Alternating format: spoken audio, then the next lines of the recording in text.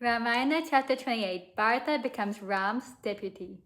When it was known that the four princes and the three queens were reunited and could be seen together in one place, a chorus of joy went up in the army and retinue, and they came surging forward to witness that happy spectacle. They were sure now that Ram would return to Ayodhya, and the people embraced one another for the very joy. The sage Vashishta conducted the three queens to the hut. On the way, they saw the river Mandakini. When he showed them the spot where the princes daily took water for the use, Kausalya and Sumitra broke down and sobbed. Said Kausalya, "From this pool in the river, Sumitra, your son takes water to the ashram every day. Lakshman is prepared to do the commonest task cheerfully for his brother. He does not mind the weight of the water pot on his princely shoulder." They saw the spot where Ram and Lakshman poured out libations for their father's spirit.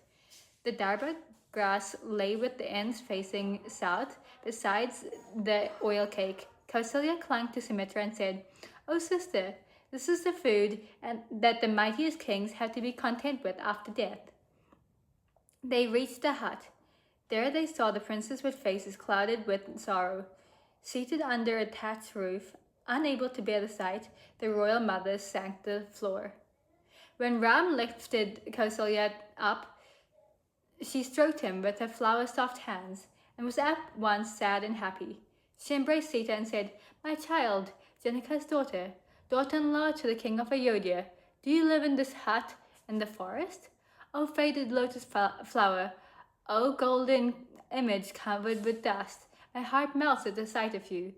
Ram reverently touched the feet of Vashishta, who seemed another Brihaspati, the preceptor of the gods, come down to earth, and then sat by his mother. Bharata humbly sat apart facing Rama. The elders surrounded them, eagerly awaiting what Bharata would say and how Rama would react. "Bharata, why have you left your kingly duties and come here in deerskin and with matted locks?" asked Ram. Bharata attempted to speak several times, but at first could not get beyond the word brother. Then he pulled himself together with a great effort and said, "Sending you to the forest, but unable to bear the pain, our father's soul fled to heaven. All the good my mother has got from her evil plan has been that she has become a sinner and a widow and is in deep sorrow. Despised by the world, she experiences hell on earth. Only you can save us, undo all the evil that has been done, and wipe our tears by agreeing to be crowned. It is to implore you for this that we and the citizens and the army and the widowed queens have come and are all here waiting for your word. Grant us our prayer. This alone will put an end to our sorrow and re-establish the dharma of our race. Without a rightful king, the land is like a widow, desolate and helpless. You must come back and make it happy and secure. Like the full moon rising, dispel our darkness. The ministers here and I fall to your feet and beg of you. Do not refuse, O brother." Saying this, the great Bharata, with tear-filled eyes, clung to the feet of Ramachandra. Ram raised him from the ground and, embracing him, said, "Child, we were born in a noble family and brought up in good ways. Neither you nor I can do any wrong. I see no fault in you, my blameless brother. Do not feel sad and do not speak unkind words about your mother. It is not proper that we should blame her.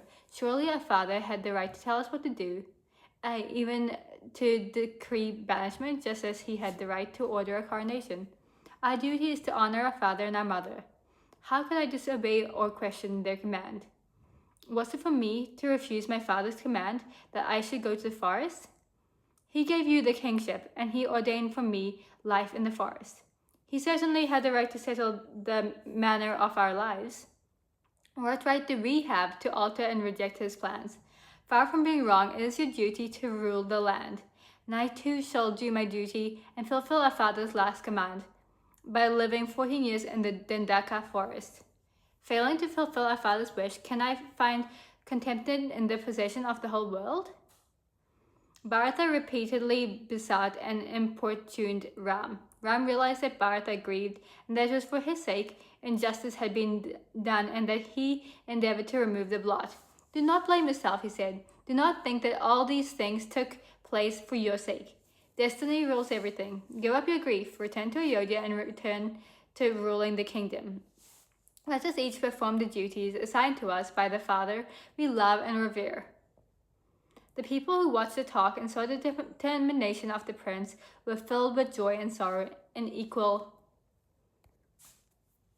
measure. Bharata's affection and purity filled them with pride and joy. Ram told Bharata his unalterable decision. I cannot possibly disobey my father's word. You will please me by not persisting in trying to persuade me. Shatrugana is there to help you in ruling, as Lakshman is here to help me in the forest life. With Lakshman by my side, I lack nothing. Let us all four, brother, do our other's will.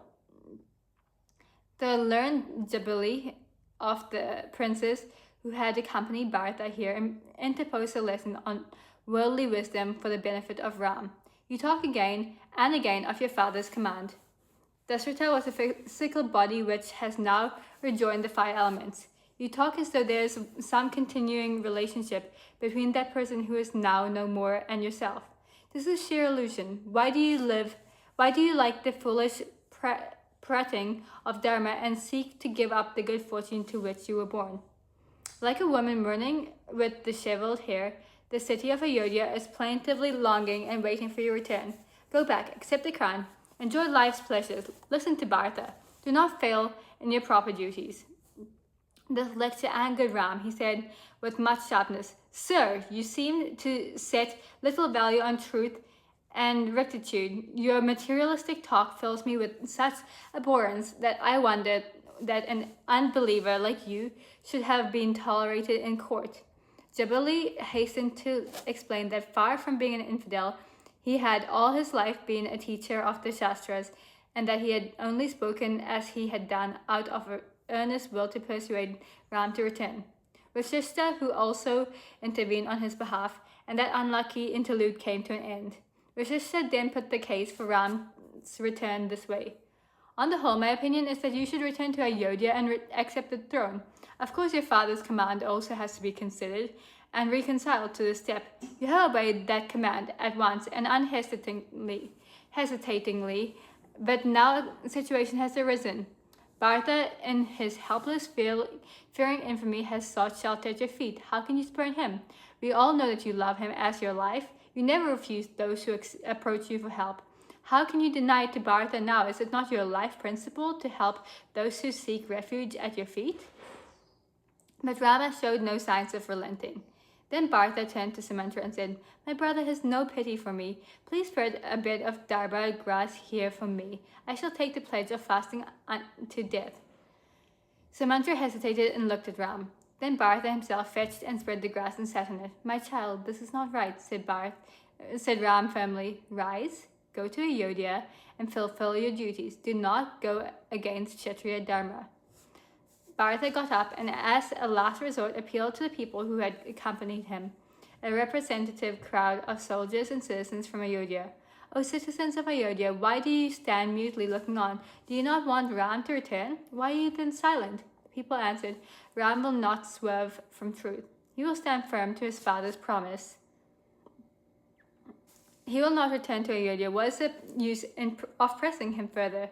Ram said, Listen to them, brother. They wish well by both of us. Virtue dwells in their hearts. Bharata said, Here I am as guiltless as Ram and fit substitute for him. If the king's word shall be fulfilled, let me stay here in the forest in place of Ram. Let him fill my place and rule in Ayodhya. Ram laughed and said, This procedure of exchange cannot apply here. This is not a trade or business for banter and agreement. It is true that sometimes one discharges the duties of another when the latter is too weak and unable to do it, but how does it fit on this occasion? Can any of you say that for life in the forest I have no capacity, but only Bharata has? Then the wise Vasishtha found a solution for the problem in which righteousness struggled with righteousness as to which should be more right. O Bharata, rule the kingdom under Ram's authority and as his deputy. No blame would attach you then, and the pledge would be kept. Ram took Bharata on his lap and told him, Brother, look on the kingdom as my gift to you. Accept it and rule it as our father wished. A glory descended on Ram and Bharata at that moment as they shone like two suns. Bharata said, Brother, You are my father and my God. Your last wish is my dharma. Give me your sandals. The token of yours shall reign in Ayodhya till you return. And for 14 years I shall stay outside the city and discharge the king's duties in your place, paying reverent homage to your sandals. At the end of the period, you'll return and accept the kingship. So be it, answered Ram. He placed his feet on the sandals and handed them to Bharata, who prostrated himself on the ground and accepted them and put them on his head. Bharata and his retinue turned back towards Ayodhya. On the way, they met the sage Bharadwaja and reported what had happened. He blessed Bharata, saying, Your virtue will be forever remembered. Are you not the son of a solar race?